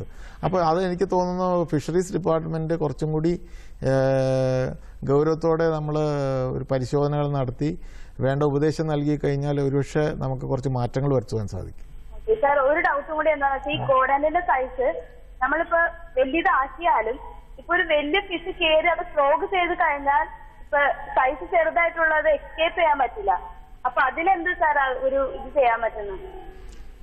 അല്ല, അത് വളരെ റെയറായിട്ടുള്ള സിറ്റുവേഷൻസ് ആണ്. പക്ഷേ നമ്മൾ കോഡന്റിന് നമ്മളിപ്പോൾ ഒരു ട്രോൾ നെറ്റ് എടുത്തു കഴിഞ്ഞാൽ ആ കോഡന്റിന്റെ സൈസ് എന്ന് പറഞ്ഞാൽ ഒരു മത്സ്യം വന്ന് ബ്ലോക്ക് ചെയ്ത് കഴിഞ്ഞാൽ മറ്റ് ചെറു മത്സ്യങ്ങൾ ഫിൽട്ടർ ചെയ്ത് പോകാൻ സാധ്യമല്ലാത്തൊരു സ്ഥിതിവിശേഷമൊന്നുമില്ല. അത് മറ്റുള്ള ഭാഗത്തു കൂടി അത് പോകാനുള്ള സൗകര്യങ്ങളൊക്കെ ഉണ്ട്. പക്ഷെ മെഷ് സൈസ് നമ്മൾ റെഗുലേറ്റ് ചെയ്യാൻ പറ്റുവാണെങ്കിൽ തന്നെ വലിയൊരു കാര്യമായിരിക്കും. പക്ഷെ സാർ, ഞാൻ പല ഫിഷർമാന്റെ അറിഞ്ഞതെന്ന് വെച്ച് കഴിഞ്ഞാൽ ഈ കോഡന്റിൽ വലിയ ഫിഷസ് വന്ന് പെട്ടിട്ടുണ്ടെങ്കിൽ ചെറിയ ഫിഷ് പോകാനുള്ള ബുദ്ധിമുട്ടുണ്ട്. അതേപോലെ തന്നെ കോഡന്റിൽ വന്നത് അത്രയും ജീവനോടുകൂടി തിരിച്ചു പോകുന്നുമില്ല. അത് വസ്തുതയാണ്. അത് എല്ലാം സർവൈവ് ചെയ്യണമെന്നില്ല. അപ്പോൾ നമ്മുടെ ശരിക്കും ഇതൊരു ഹെൽത്തി ഫിഷിംഗ് ഗിയർ അല്ല. നമുക്ക് എന്തൊക്കെ പറഞ്ഞാലും ട്രോൾ ഫിഷിംഗ് അത്ര ഹെൽത്തി ഫിഷിംഗ് ഗിയർ അല്ല. ഇപ്പോൾ നമ്മൾ പരിശോധിക്കുകയാണെങ്കിൽ നമ്മുടെ ഗൾഫ് മേഖലയിൽ പല രാജ്യങ്ങളും ബോട്ടം ട്രോളിംഗ് നിരോധിച്ചിരിക്കുകയാണ്. അപ്പോൾ നമ്മളും വേറൊരു ഓൾട്ടർനേറ്റ് ഫിഷിംഗ് ഗിയർ ഡെവലപ്പ് ചെയ്യേണ്ടതുണ്ട്. എനിക്ക് തോന്നുന്നു CFT പോലുള്ള സ്ഥാപനങ്ങൾക്ക് തീർച്ചയായിട്ടും ഈ മേഖലയിൽ വളരെയേറെ കാര്യങ്ങൾ ചെയ്യാൻ സാധിക്കും. നന്ദി, വിളിച്ചതിന് നന്ദി. സാർ അതുപോലെ തന്നെ നമ്മുടെ ഫിഷറീസ് മേഖലയിൽ ഈ code of conduct for responsible fisheries അതെ, അത് നമ്മൾ എത്രമാത്രം നമ്മൾ നടപ്പിലാക്കി വരുന്നുണ്ട് നമ്മുടെ ഭാരതത്തെ സംബന്ധിച്ച്? ഈ code of conduct for responsible fishing നമ്മുടെ UNFAO ഇൻട്രൊഡ്യൂസ് ചെയ്ത ഒരു വളണ്ടറി ഒരു അഡ്വൈസറി നേച്ചറിലുള്ളൊരു റെഗുലേഷൻ ആയിട്ടാണ്. അതുകൊണ്ട് തന്നെ പല റെസ്പോൺസിബിൾ രാജ്യങ്ങൾ നടപ്പാക്കി കഴിഞ്ഞു എന്നുള്ളത് തന്നെയാണ് നമുക്ക് കിട്ടുന്ന ഡാറ്റ. പക്ഷേ ഇന്ത്യയെ സംബന്ധിച്ച് ഇന്ത്യ അതിൻ്റെ ഒരു പ്രധാനപ്പെട്ട കുറേ കമ്പോണൻസ് ഉൾപ്പെടുത്തിക്കൊണ്ട് 2009 ഒരു മറൈൻ ഫിഷ് റെഗുലേഷൻ പാർലമെൻറ്റിൽ മൂവ് ചെയ്യുണ്ടായി. അത് പക്ഷേ എന്നിരുന്നാലും പല ഭാഗത്തു നിന്നുള്ള ഒബ്ജക്ഷൻ കാരണം അത് ഇന്ന് വരെയും ആ ഒരു റെഗുലേഷൻ, ഒരു മാനേജ്മെൻറ്റ് റെഗുലേഷൻ പാസ്സാക്കാൻ ഇന്ത്യക്ക് സാധിച്ചിട്ടില്ല. ഞാൻ അതിലൊരു ഇന്ത്യൻ ഓഷ്യൻ രാജ്യങ്ങളെ സംബന്ധിച്ച ഒരു പഠനം ഞാൻ നടത്തിയതാണ്. അതിൽ ഏറ്റവും ദുഃഖകരമായ കാര്യം ഇന്ത്യൻ ഓഷ്യനിലെ നമ്മുടെ മാൽഡീവ്സ് പോലുള്ള ചെറിയ രാജ്യങ്ങൾ പോലും മാനേജ്മെൻറ്റ് റെഗുലേഷൻ നടപ്പാക്കി വളരെ വിജയകരമായി മത്സ്യം സമ്പത്ത് നിലനിർത്തുവാനായിട്ടുള്ള എഫേർട്സ് എടുത്തിട്ടുണ്ട്. പക്ഷെ ഇന്ത്യ ഇന്ന് വരെയും അതിന് ഇന്ത്യക്ക് സാധിച്ചിട്ടില്ല എന്നുള്ളത് ഇത്രയും വലിയൊരു രാഷ്ട്രമായ ഇന്ത്യ ശരിക്കും പറഞ്ഞു കഴിഞ്ഞാൽ നമുക്കൊരു നാണക്കേട് തന്നെയാണ്. അല്ല, അത് നമുക്ക് നമ്മുടെ മത്സ്യ സമ്പത്തിനെ ബാധിച്ചിട്ടുണ്ടല്ലോ സാർ. തീർച്ചയായിട്ടും. എന്താ വെച്ചിട്ടുണ്ടെങ്കിൽ നമ്മളിപ്പോൾ ടെറിട്ടോറിയൽ വാട്ടേഴ്സിന് പുറത്ത് ഇന്ത്യക്കാർ ഉപയോഗിക്കുന്ന, ഇന്ത്യക്കാർക്കുള്ള ലൈസൻസ് ഉള്ളൊരു യാനത്തിൽ പോയി കഴിഞ്ഞാൽ അവർ കടലിൽ പോയിസൺ കലക്കിയാലും ഒരു നിയമം നിലനിൽക്കുന്നില്ല. ഫോറിൻ ഫിഷിംഗ് വെസൽസ് ആക്ട് ഉണ്ട്, ആ ഫോറിൻ വെസൽസിനാണ്. പക്ഷേ ഇന്ത്യൻ വെസൽസിന് ടെറിട്ടോറിയൽ വാട്ടേഴ്സിനപ്പുറം ശക്തമായ ഒരു നിയമം ഇല്ല എന്നുള്ളത് ആണ് വസ്തുത. സാറേ, നമ്മുടെ ഈ ഡീപ് സീ ഫിഷിംഗ് നമ്മൾ ഇന്ത്യയിൽ എനിക്ക് തോന്നുന്നത് നമ്മൾ കുറച്ച് മറ്റ് രാജ്യങ്ങളുമായിട്ട് കമ്പയർ ചെയ്യുമ്പോൾ വളരെ പിന്നിലാണെന്ന് തോന്നുന്നു. അതിൻ്റെ നമ്മുടെ സാധ്യതകൾ എന്തൊക്കെയാണ് സാറ്? അതിനെക്കുറിച്ച് നമുക്ക് ഡീപ് സീ ഫിഷിംഗ് സെക്ടർ നമുക്ക് ഡെവലപ്പ് ചെയ്യാൻ സാധിക്കാത്ത പ്രധാന കാരണം നമ്മുടെ ഫ്യൂൽ കോസ്റ്റാണ്. നമുക്കറിയാമല്ലോ, നമ്മൾ ഒരു 200 നോട്ടിക്കൽ മൈൽസ് അപ്പുറം പോയി മത്സ്യം പിടിക്കണമെങ്കിൽ ഒരു ട്രോളർക്ക് അല്ലെങ്കിൽ ഗിൽനെറ്റർ അല്ലെങ്കിൽ കോമ്പിനേഷൻ വെസൽ ഇതിന് വരുന്ന ഇന്ധന ചെലവ് വളരെ ഭീമമാണ്. മറ്റുള്ള രാജ്യങ്ങളെ അപേക്ഷിച്ച് നമ്മുടെ ഫ്യൂൽ കോസ്റ്റ് വളരെ കൂടുതലായതുകൊണ്ട് പല പ്രൈവറ്റ് സെക്ടർ ഓണ്ടർപ്രണേഴ്സും അതിന് തയ്യാറാവാത്തതാണ്. ഒരുപക്ഷെ ഗവൺമെൻറ്റിൻ്റെ ഒരു ഇനീഷ്യേറ്റീവ് ഉണ്ടെങ്കിൽ, നമ്മളിപ്പോൾ പലപ്പോഴും ചാർട്ടർ വെസൽസിനെ കുറിച്ചാണ് ചിന്തിക്കുന്നത്. ഫോറിൻ ഓണ്ടർപ്രണേഴ്സിൻ്റെ വെസൽസ് ഇവിടെ കൊണ്ടുവന്ന് മത്സ്യം പിടിക്കുന്ന രീതി, അത് ശരിക്കും എല്ലാ രാജ്യങ്ങളിലും പരാജയപ്പെട്ടിരിക്കുകയാണ്.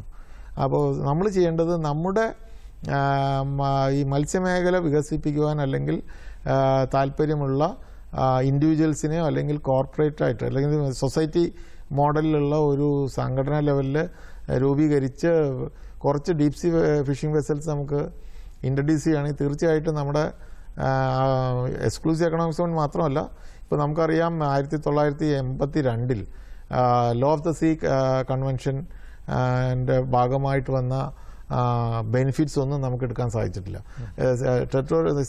നമ്മുടെ എക്സ്ക്ലൂസീവ് എക്കണോമിക് സോണിന് പുറത്തും നമുക്ക് മത്സ്യസമ്പത്ത് ചൂഷണം ചെയ്യാനുള്ള അവസരമുണ്ട്. ഇപ്പം നമ്മൾ സാഗർ സമ്പത്ത് ഉപയോഗിച്ചുകൊണ്ട് CMLRI പോലെയുള്ള ഏജൻസികൾ ക്രിൽ എക്സ്പ്ലോറേഷൻ നടത്തിയിട്ടുണ്ട്. അപ്പോൾ അതിനൊക്കെ അനന്ത സാധ്യതകളുണ്ട്. പക്ഷേ ഇതിനുള്ള എല്ലാം പ്രധാന ഇഷ്യൂ എന്ന് പറയുന്നത് നമ്മുടെ കോസ്റ്റ് ഫാക്ടറാണ്. നമ്മൾ ഇത്രയും ദൂരം പോയി മത്സ്യം പിടിച്ച് കൊണ്ടുവരുന്ന ഈ ഇന്ത്യയിൽ കൊണ്ടുവന്നു കഴിഞ്ഞാൽ ഇന്ത്യയിൽ കച്ചവടം ചെയ്യുന്ന കച്ചവടക്കാർക്ക് അത്ര വാല്യൂ കിട്ടുന്നില്ല. അപ്പോൾ ആ ഒരു വസ്തുത നിലനിൽക്കുന്നുണ്ട്. ഒരുപക്ഷെ ഹൈ വാല്യൂ ഇപ്പോൾ നമ്മുടെ സഷീമി പോലത്തെ പ്രോഡക്റ്റ്സ് ഉണ്ടാക്കാനായിട്ടുള്ള ട്യൂണ ഒരു സാധ്യതയാണ് ഇപ്പോൾ നമുക്ക്. ട്യൂണ വെസൽസ് നമുക്ക് കുറച്ചെങ്കിലും ഇൻട്രൊഡ്യൂസ് ചെയ്യുകയാണെങ്കിൽ ട്യൂണ, അതുപോലെ തന്നെ സ്ക്വിഡ്, ഈ രണ്ട് റിസോഴ്സുകൾക്ക് നമുക്ക് കുറച്ചും കൂടി പോസിബിലിറ്റി ഉണ്ടെന്നാണ് നമ്മൾ കാണുന്നത്. സാറേ, നമുക്ക് ഒരു ഫോണുണ്ട്. അതെ. ഹലോ. ആരാണ്? ഹലോ, എന്റെ പേര് ചിത്ര എന്നാണ്. ഞാൻ എറണാകുളത്ത് നിന്നാണ് വിളിക്കുന്നത്. ചിത്രയുടെ സംശയം എന്താണ് സാറിന്റെ അടുത്ത് ചോദിക്കാം? ഇപ്പൊ നമ്മുടെ സമുദ്ര മലിനീകരണം വളരെ പ്രധാനപ്പെട്ട ഒരു വിഷയമാണ്. അപ്പൊ അത് തടയാനുള്ള മാർഗങ്ങൾ എന്തൊക്കെയാണെന്നാണ് എന്റെ ചോദ്യം. നമ്മൾ തന്നെയാണ് അതിന് ശ്രമിക്കേണ്ടത്. കാരണം നമ്മൾ ഈ സമുദ്ര മലിനീകരണത്തിൽ 80% വരുന്നത് നമ്മുടെ തീരപ്രദേശത്ത് തന്നെയാണ്. തീരപ്രദേശത്ത് നിന്ന് ഇപ്പോൾ ബാക്കി വരുന്നത് ഇപ്പോൾ നമ്മൾ നമ്മുടെ കാറ്റടിച്ചിട്ട് നമ്മുടെ ഡെസർട്ടിൽ നിന്നുള്ള മണലുകൾ വരും, മറ്റു പദാർത്ഥങ്ങൾ വന്ന് കടലിൽ പതിക്കാറുണ്ട്. പക്ഷേ എന്നിരുന്നാലും ഏറ്റവും കൂടുതലായിട്ട് പ്ലാസ്റ്റിക് മലിനീകരണം ഇപ്പോൾ നമ്മുടെ ഇക്കൊല്ലത്തെ നമ്മുടെ തീം തന്നെ പ്രധാനമായിട്ട് പ്ലാസ്റ്റിക് മലിനീകരണം എങ്ങനെ നമുക്ക് ലഘൂകരിക്കാം എന്നുള്ളതാണ്. ഏറ്റവും ഇപ്പോൾ നമ്മളൊരു പ്ലാസ്റ്റിക് നമ്മുടെ ഭൂമിയിലോ അല്ലെങ്കിൽ പുഴയിലോ കടലിലോ ഇട്ട് കഴിഞ്ഞാൽ അത് ഡീഗ്രേഡ് ചെയ്യാനുള്ള ടൈം എന്ന് പറഞ്ഞാൽ 500 മുതൽ 1000 കൊല്ലമാണ്. അത് 100% ഡീഗ്രഡേഷൻ അപ്പോൾ നടക്കുന്നില്ല. അത് ചെറു പാർട്ടികളായിട്ട് മാറുകയാണ്. നമ്മുടെ ബയോഡീഗ്രേഡബിൾ ആയിട്ടുള്ള ഒരു സിറ്റുവേഷൻ അതിൽ അവിടെ വരുന്നില്ല. അപ്പോൾ അപ്പോഴും ആ സ്മോൾ പാർട്ടികൾ നിലനിൽക്കുക. അപ്പോൾ നമ്മളൊരു പരിശോധിക്കേണ്ട ഒരു കാര്യം, ഈ കഴിഞ്ഞ ഇപ്പോൾ ഈ നൂറ്റാണ്ടിലാണ് ഏറ്റവും കൂടുതൽ പ്ലാസ്റ്റിക് ഉപയോഗിക്കാനുള്ള ഒരു പ്രവണത വന്നിരിക്കുന്നത്. നമ്മൾ ഉൽപ്പാദിച്ച പ്ലാസ്റ്റിക്കിൽ 97% ഇപ്പോഴും ഭൂമിയിൽ അല്ലെങ്കിൽ കടലിൽ കിടക്കുകയാണ്. 2-3% നമ്മൾ റീസൈക്കിൾ ചെയ്യുന്നത്, യൂസ് ചെയ്യുന്നത്. അപ്പോഴും അത് നശിച്ചിട്ടില്ല. അപ്പോൾ ഇതാണ് വസ്തുത. അപ്പോൾ ഇത് നമ്മൾ ഒരിക്കലും നമ്മൾ ഇപ്പോൾ വെള്ളം കുടിച്ചു കഴിഞ്ഞാൽ പ്ലാസ്റ്റിക് ഇപ്പോൾ അമേരിക്കയിലൊരു പഠനം നടത്തിയപ്പോൾ മനസ്സിലാക്കുന്നത് ഒരു വ്യക്തി അമേരിക്കൻ സിറ്റിസൺ 1200 പോളി ബാഗ് ഒരു വർഷം പുറന്തള്ളുന്നുണ്ടെന്നുള്ളതാണ്.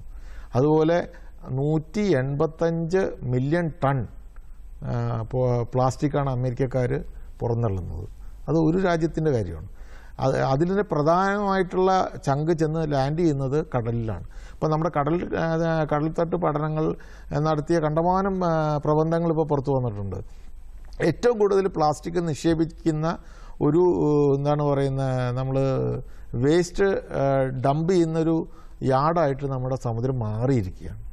ഇത് നമ്മൾ എല്ലാവരും കൂടി കൂട്ടായി തന്നെ ശ്രമിച്ചാൽ മാത്രമേ നമുക്കത് മാറ്റിയെടുക്കാൻ സാധിക്കൂ. ചിത്ര വിളിച്ചതിന് നന്ദി. സാറേ, നമ്മൾ അതുപോലെ തന്നെ സാറ് CRZ കമ്മിറ്റിയിലെ ഒരു മെമ്പറാണല്ലോ. നേരത്തെ ആയിരുന്നു. ഇപ്പം അന്ന് നമ്മുടെ 2011 ഒരു CRZ റെഗുലേഷൻ്റെ ഒരു ഭേദഗതി ഇത് വന്നിട്ടുണ്ടായിരുന്നു. അതിൽ 2009 വന്നതിൽ നിന്ന് ഒരുപാട് മാറ്റങ്ങൾ വരുത്തിയിട്ടുണ്ട്. ആ മാറ്റങ്ങൾ നമുക്ക് വാസ്തവത്തിൽ നമ്മുടെ അതോറിറ്റീസിന് അജ്ഞത കൊണ്ടാണോ അതോ അറിയാത്തതോ എന്താണ് കാര്യമെന്ന് അറിയത്തില്ല, പല പ്രശ്നങ്ങളും നമ്മുടെ തീരദേശ മേഖലയിൽ ഉണ്ടായിക്കൊണ്ടിരിക്കുകയാണ്. അതിൽ നമ്മൾ അറിയേണ്ടുന്ന അടിസ്ഥാനപരമായ കാര്യങ്ങൾ സാർ ഒന്ന് വിശദീകരിക്കും. നമ്മൾ ഇന്ത്യയിൽ ആദ്യമായിട്ട് തീരദേശ പരിപാലന നിയമം നടപ്പാക്കിയത് 1991 അതിനുശേഷം ഏതാണ്ട് 20ഓളം അമെൻമെൻറ്റുകൾ നമ്മൾ 1991 നടപ്പാക്കിയപ്പോൾ ഇന്ത്യ ഒട്ടുക്ക് ഒരു പഠനമില്ലാതെയാണ് അത് നടപ്പാക്കിയത്. അതിൻ്റെ വെളിച്ചത്തിൽ പല സംസ്ഥാനങ്ങളിൽ നിന്നുള്ള വ്യത്യസ്തമായ സാഹചര്യങ്ങൾ മൂലം ഏതാണ്ട് 20-21 അമെൻമെൻറ്റുകൾ വരുത്തേണ്ടത് വന്നു. അതിനുശേഷമാണ് നമ്മൾ സ്വാമിനാഥൻ കമ്മീഷൻ വച്ച് ഒരു പഠനം നടത്തി ഒരു സിസ്റ്റം ഉണ്ടാക്കാനായിട്ട് നമ്മൾ ICZM. പക്ഷേ അൺഫോർച്ചുനേറ്റ്ലി അത് പല മേഖലകളിൽ നിന്നും ഒബ്ജക്ഷൻ വന്ന് നടപ്പാക്കാൻ സാധിച്ചില്ല. അതിനുശേഷമാണ് നമ്മൾ 2011 ഒരു പുതിയ നോട്ടിഫിക്കേഷനായിട്ട് CRZ ഇറക്കിയിരിക്കുന്നത്. ഈ CRZ 2011 1991 തമ്മിലുള്ള പ്രധാന വ്യത്യാസം എന്ന് പറഞ്ഞു കഴിഞ്ഞാൽ 1991 ഹൈറ്റൈഡ് ലെവലിൽ നിന്ന് ലാൻഡ് വേർഡിലേക്കുള്ള 500 മീറ്റർ കടലിലാണെങ്കിൽ, കായൽ പ്രദേശങ്ങളിലാണെങ്കിൽ 100 മീറ്ററാണ് കോസ്റ്റൽ സോണായിട്ട് നിശ്ചയിച്ചിരിക്കുന്നത്. കടലോ അല്ലെങ്കിൽ വാട്ടർ ബോഡീസ് അതിനെ ഉൾപ്പെടുത്തിയിരുന്നില്ല. പക്ഷേ 2011 കടലിൻ്റെ ഭാഗത്താണെങ്കിൽ നമ്മുടെ ടെറിട്ടോറിയൽ വാട്ടേഴ്സ് മുഴുവൻ CRZ വരുന്ന ഒരു ഡോക്യുമെൻ്റ് ആയിട്ടാണ് ഇപ്പോൾ വന്നിരിക്കുന്നത്. അതുപോലെ തന്നെ ഇപ്പോൾ കായലാണെങ്കിൽ ഒരു ഷോറിൽ നിന്ന് മറ്റു ഷോറിൽ വരെയുള്ള വാട്ടർ ബോഡീസും അതിൽ ഇൻക്ലൂഡഡ് ആയിട്ടുണ്ട്. അപ്പോൾ അത് വളരെ പ്രധാനമാണ്. ഇപ്പോൾ നമ്മൾ ഈ സമുദ്ര ദിനത്തെക്കുറിച്ച് നമ്മൾ സംസാരിക്കുമ്പോൾ ഈ ടെറിട്ടോറിയൽ വാട്ടേഴ്സിലാണല്ലോ ഏറ്റവും കൂടുതലായിട്ട് നമുക്ക് ചവറ് കൊണ്ടിടാനോ അല്ലെങ്കിൽ പ്ലാസ്റ്റിക് നിക്ഷേപിക്കാനുള്ള സാഹചര്യമുള്ളത്. ശരിക്കും ചവറോ പ്ലാസ്റ്റിക്കോ നിക്ഷേപിക്കുന്നത് 2011 നോട്ടിഫിക്കേഷൻ പ്രകാരം പ്രൊഹിബിറ്റഡ് ആണ്, അത് നിയമവിരുദ്ധമാണ്. അത് വളരെയധികം ഗുണം ചെയ്യും, നമ്മുടെ വാട്ടർ ബോഡീസിന് വളരെയധികം ഗുണം ചെയ്യും, മത്സ്യസമ്പത്തിന് ഗുണം ചെയ്യും. സാർ, അതുപോലെ തന്നെ നമ്മുടെ പല രാജ്യങ്ങളിലും ഈ സമുദ്ര മത്സ്യകൃഷി വളരെ നന്നായിട്ട് ചെയ്തു വരുന്നതായിട്ടാണ് അറിയാൻ കഴിയുന്നത്. നമ്മുടെ ഭാരതത്തിൽ അതിൻ്റെ ഒരു സാധ്യത എത്രത്തോളമുണ്ട്? നമ്മൾ എവിടെയെങ്കിലും ഇപ്പോൾ ചെയ്യുന്നുണ്ടോ? മത്സ്യകൃഷി ഒരു സ്മോൾ സ്കെയിലിൽ ഇപ്പോൾ പലരും ഈസ്റ്റ് കോസ്റ്റിൽ ചെയ്യുന്നുണ്ട്. CMFRയുടെ അഡ്വൈസോടുകൂടി ഇപ്പോൾ നമ്മൾ കൊച്ചി ഭാഗത്തും ചെയ്യാൻ ശ്രമിച്ചു വരുന്നുണ്ട്. പിന്നെ Kerala university of fisheries and ocean studies back water സിസ്റ്റത്തിൽ ഉള്ള കേജ് കൾച്ചറും അതുപോലെ തന്നെ പെൻ കൾച്ചറും ഡെവലപ്പ് ചെയ്തിട്ട് വളരെ സക്സസ്ഫുള്ളായിട്ട് ടെക്നോളജി ട്രാൻസ്ഫർ ചെയ്തിട്ടുണ്ട്. അപ്പോൾ ഇതൊക്കെ നിലനിൽക്കുന്നപ്പോൾ തന്നെ നമ്മൾ കടൽ കേജിനെ കുറിച്ച് പറയുമ്പോൾ അതിൻ്റെ കോസ്റ്റ് ഫാക്ടർ, പിന്നെ നമുക്ക് കിട്ടുന്ന ബെനിഫിറ്റ്, എപ്പോഴും ഒരു കർഷകനായാലും അല്ലെങ്കിൽ ഒരു ബിസിനസ്മാൻ വരുമാനം കിട്ടുമെന്ന് നോക്കിയിട്ടേ ഒരു പദ്ധതിയിലേക്ക് ഇറങ്ങുള്ളൂ. ഇപ്പോൾ ഞാൻ ജപ്പാനിലും മറ്റു രാജ്യങ്ങളിലെല്ലാം ഈ കേജ് കൾച്ചറിൽ പഠനവുമായി ബന്ധപ്പെട്ട് പ്രവർത്തിച്ചിട്ടുള്ളതാണ്. അവിടെയെല്ലാം കാണുന്നൊരു ഗുണം എന്ന് പറഞ്ഞു കഴിഞ്ഞാൽ, ഇപ്പോൾ for example tuna fattening, blue fin ട്യൂണയുടെ കുഞ്ഞുങ്ങളെ ഇട്ടിട്ട് അത് ഫാറ്റൻ ചെയ്ത് സഷിമി ഗ്രേഡാക്കി മാറ്റുന്നു.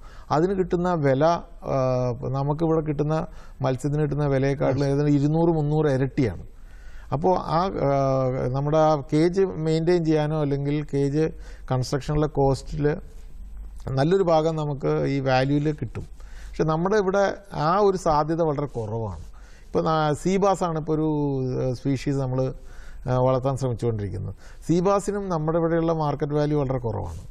അപ്പോൾ ആ ഒരു സാധ്യത നമുക്ക് ഒരുപക്ഷെ ഹൈ വാല്യൂ, ഇപ്പോൾ ട്യൂണ ഫാറ്റനിങ് പോലെയുള്ള സാധ്യതകൾ വളർത്തിയെടുക്കാൻ സാധിച്ചു കഴിഞ്ഞാൽ, അതുപോലെ ഇപ്പോൾ മറ്റേ നോർവേ ഏരിയയിലൊക്കെ നമ്മൾ നോക്കിക്കഴിഞ്ഞാൽ സാൽമൺ ഫിഷ് നമ്മൾ അവർ കേജിലിട്ട് വളർത്തും. നമ്മുടെ ഫ്യൂച്ചറിൽ നമ്മൾ ശ്രദ്ധിക്കേണ്ടുന്ന ഒരു ഭാഗമാണ്. അതെ, തീർച്ചയായിട്ടും അതെ. അപ്പോൾ ഹൈ വാല്യൂ മത്സ്യങ്ങളെ നമുക്ക് എങ്ങനെ അതിൽ വളർത്തിയെടുക്കാൻ പറ്റുന്നുള്ളൊരു സാധ്യത, അതുപോലെ ലോ കോസ്റ്റ് ടെക്നോളജി നമുക്ക് ഡെവലപ്പ് ചെയ്തെടുക്കേണ്ടതുണ്ട്. സാർ, നമ്മുടെ സമയം ഏകദേശം കഴിയാറായി.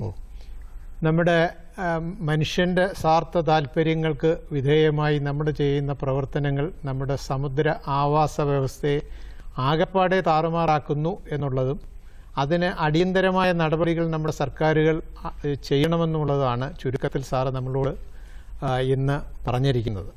അതുപോലെ തന്നെ നമ്മുടെ സമുദ്ര ആവാസ വ്യവസ്ഥയും നമ്മുടെ പ്രകൃതിയുടെ ആവാസ വ്യവസ്ഥയും ഒക്കെ തന്നെ നമ്മുടെ അടുത്ത തലമുറയ്ക്ക് വേണ്ടി സംരക്ഷിച്ച് പരിപാലിച്ച് കൈമാറേണ്ട ആവശ്യകതയെക്കുറിച്ചും സാറ് ഇതിൽ സൂചിപ്പിച്ചിട്ടുണ്ട്.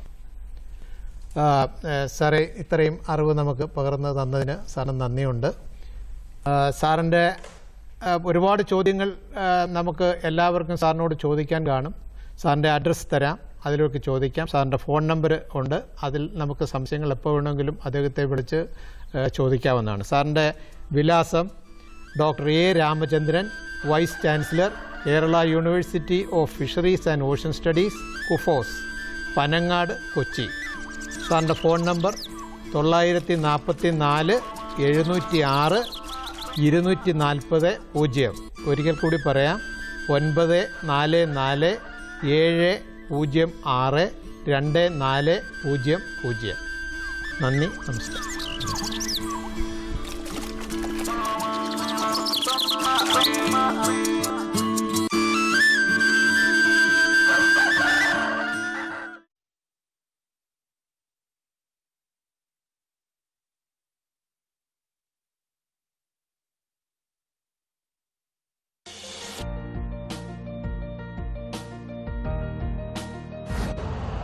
यूरिया का स्वदेशी उत्पादन 70 लाख टन बढ़ाने के लिए 6 संयंत्रों का उद्धार किया जा रहा है।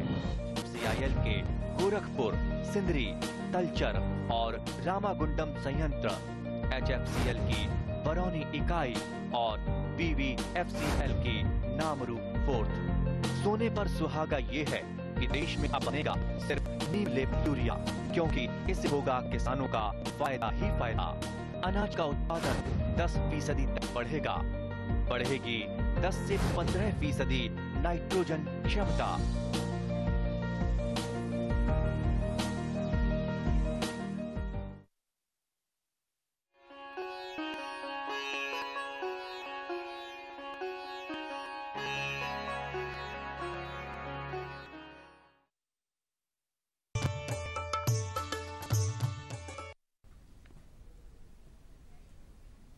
നമസ്കാരം. ദൂരദർശൻ കാർഷിക വാർത്തകളിലേക്ക് സ്വാഗതം. പ്രധാന വാർത്തകൾ. പയറുകൃഷി വ്യാപനത്തിന് പദ്ധതി നടപ്പാക്കുന്നു. ചിപ്പിക്കൂൺ ശ്രേണിയിലേക്ക് പുതിയ ഇനം പ്ലൂറോട്ടസ് ഒപ്പൻഷ്യ. പരമ്പരാഗത് കൃഷി വികാസ് യോജനയിലൂടെ ജൈവ കൃഷി മുന്നേറ്റം.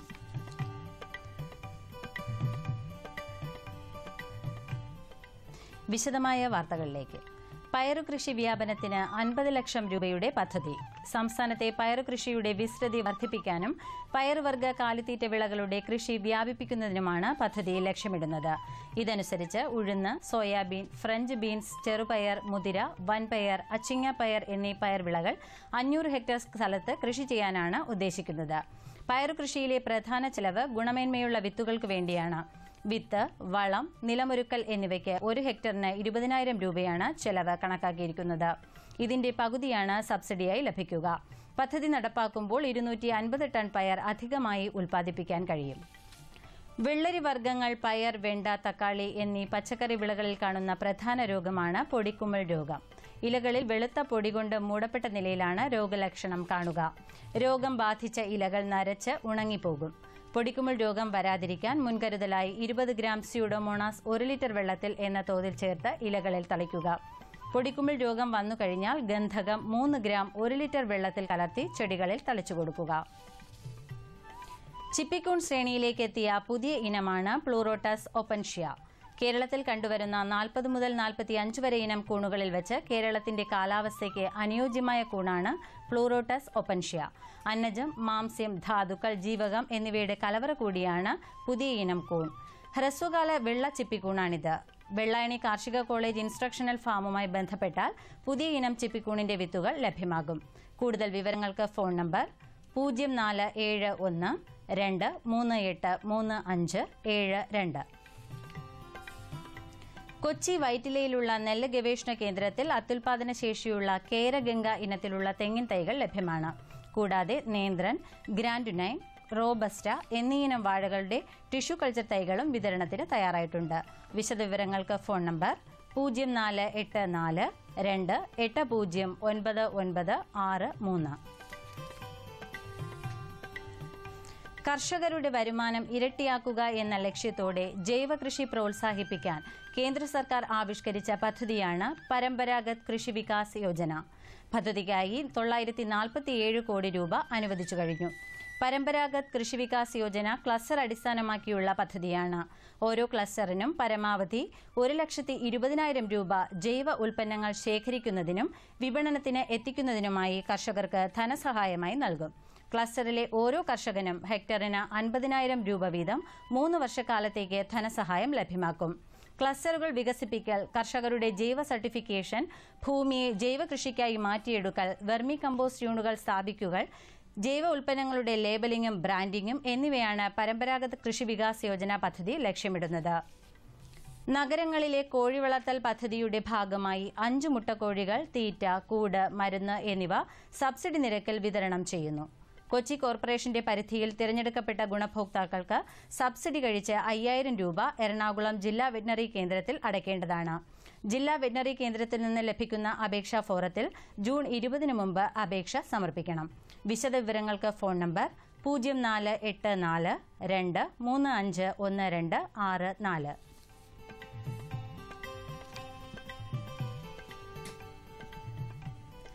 കോഴിക്കോട് ബേപ്പൂർ നടുവട്ടത്തുള്ള സംസ്ഥാന സർക്കാരിന്റെ ക്ഷീര പരിശീലന കേന്ദ്രത്തിൽ ജൂൺ 12 മുതൽ 17 വരെ ക്ഷീര കർഷകർക്ക് പരിശീലനം നൽകുന്നു.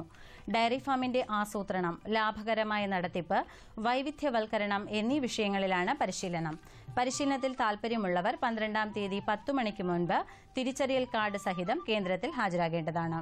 അധിക വിവരങ്ങൾക്ക് ബന്ധപ്പെടാവുന്ന ഫോൺ നമ്പർ 0495 2414579.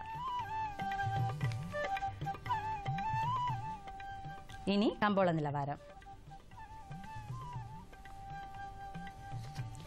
വെളിച്ചെണ്ണ കൊച്ചി 12,800 രൂപ, തൃശൂർ 12,700.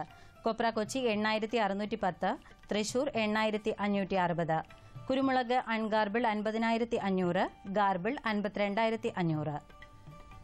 ചുക്ക് മീഡിയം 9,750, ബസ്റ്റ് 11,750. മഞ്ഞൾ സേലം 8,400, മഞ്ഞൾ ഈറോഡ് 8,700. അടയ്ക്ക പഴയത് 20,000-നും 21,000-നും മധ്യേ. Kochi rubber RSS 5ാം grade 11,800, RSS 4ാം grade 11,900. Kottayam rubber RSS 5ാം grade 11,800, RSS 4ാം grade 12,100 രൂപ. കമ്പോള നിലവാരം കൊച്ചി. വെളിച്ചെണ്ണ 12,800 രൂപ, കൊപ്ര 8,610, പിണ്ണാക്ക് എക്സ്പെല്ല 2,200, പിണ്ണാക്ക് റോട്ടറി 2,500. കുരുമുളക് അൺഗാർബിൾ 50,500, ഗാർബിൾ 52,500. ചുക്ക് മീഡിയം 9,750, ബസ്റ്റ് 11,750. മഞ്ഞൾ നാടൻ 11,500, അടയ്ക്ക് പുതിയത് 20,000-നും 21,000-നും മധ്യേ. ജാതിക്ക തൊണ്ടൻ കിലോഗ്രാമിന് 150-നും 170-നും മധ്യേ. ജാതിക്ക തൊണ്ടില്ലാത്തത് 300-നും 340-നും മധ്യേ. ജാതിപത്രി 450-നും 550-നും മധ്യേ. ഗ്രാമ്പു 670. Rubber RSS 5ാം grade 11,800, RSS 4ാം grade 11,900, ഒട്ടുപാൽ 7,500, latex 8,500 രൂപ. കമ്പോള അവലോകനം. കാലവർഷം നാളികേരോൽപ്പന്നങ്ങളുടെ വിലക്കയറ്റത്തിന് അവസരമൊരുക്കുമെന്ന പ്രതീക്ഷയിലാണ് ഗ്രാമീണ മേഖല. ഉൽപാദകർ മുഖ്യ വിപണികളിലേക്ക് കൊപ്ര കാര്യമായി ഇറക്കാതെ ഉയർന്ന വിലയ്ക്ക് വേണ്ടി ഉറ്റുനോക്കുകയാണ്. കൊച്ചിയിൽ കൊപ്ര 8,610 രൂപയിലാണ്. റബ്ബർ വിപണിയിൽ ഇടപാടുകളുടെ തുടക്കത്തിൽ ഇന്ന് ഉണർവ് ദൃശ്യമായെങ്കിലും പിന്നീട് അവധി വ്യാപാരത്തിലെ വിൽപ്പന സമ്മർദ്ദം തിരിച്ചടിയായി. ടയർ നിർമ്മാതാക്കളും ചെറുകിട വ്യവസായികളും ചരക്ക് സംഭരണത്തിന് ഉത്സാഹിച്ചില്ല. കൊച്ചിയിൽ 4ാം ഗ്രേഡ് കിലോ 119 രൂപ. ഉത്തരേന്ത്യയിലെ സുഗന്ധ വ്യഞ്ജന വ്യാപാരികൾക്കൊപ്പം കയറ്റുമതിക്കാരും ഏലക്ക ശേഖരിക്കാൻ STCയിൽ നടന്ന ലേലത്തിൽ താൽപര്യം കാണിച്ചെങ്കിലും ലേലത്തിന് വന്ന 5,376 കിലോയിൽ 3,625 കിലോയുടെ കൈമാറ്റം മാത്രമാണ് നടന്നത്. മികച്ച ഇനം ഏലക്ക 1,098 രൂപയിൽ ലേലം കൊണ്ടു. കുരുമുളക് വിലയിലെ ചാഞ്ചാട്ടം കർഷകരെ വിൽപ്പനയിൽ നിന്ന് പിന്തിരിപ്പിച്ചു. അൺഗാർബിൾ കുരുമുളക് 50,500 രൂപ. ഇനി കാലാവസ്ഥ. കണ്ണൂർ കൂടിയ താപനില 30.2 ഡിഗ്രി സെൽഷ്യസ്, കുറഞ്ഞ താപനില 23.7 ഡിഗ്രി സെൽഷ്യസ്. കോഴിക്കോട് 31.4, 24. കൊച്ചി 32.4, 24.4. ആലപ്പുഴ 30.8, 25.6. പുനലൂർ 33.2, 24.5. തിരുവനന്തപുരം കൂടിയ താപനില 32.7 ഡിഗ്രി സെൽഷ്യസ്, കുറഞ്ഞ താപനില 25.2 ഡിഗ്രി സെൽഷ്യസ്.